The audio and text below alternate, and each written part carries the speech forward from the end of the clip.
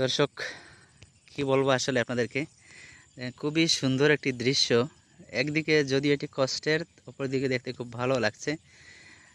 আপনারা জানেন আমাদের এলাকাটি বন্যা কবলিত এলাকা। এটি হচ্ছে কানাইঘাটের লক্ষ্মীপ্রসাদ পূর্ব ইউনিয়নের দনা এলাকা। দেখেন এই আমাদের এলাকাটি আসলে প্রতি বছরে কয়েকবার বন্যা হয়, আর আপনারা জানেন এই বছর পরপর প্রায় 4বার বন্যা হয়ে গেছে।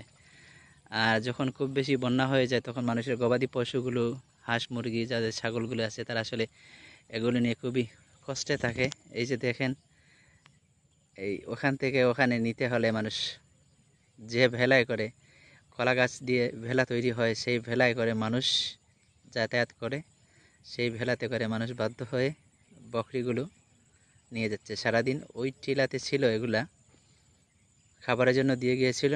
সন্ধ্যা হয়ে যাচ্ছে, তা আবার ভেলায় করে নিয়ে যাচ্ছে।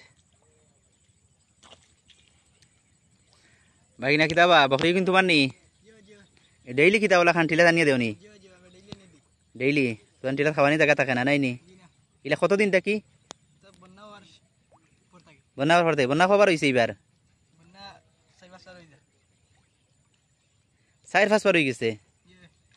এই রে, এত দুঃখজনক। আর আসলে এদিকে কষ্ট লাগছিল, অপরদিকে ভালো লাগছিল। দেখেন বকরিগুলো কি সুন্দর স্বাচ্ছন্দ্যে বসে আছে ভেলার উপরে।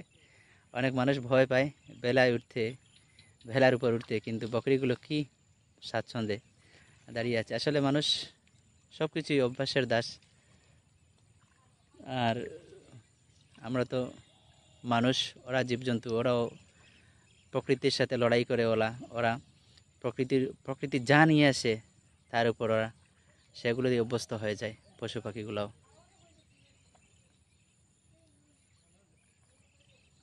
দেখেন আসলে কতটুকু ভালো লাগছে দেখতে।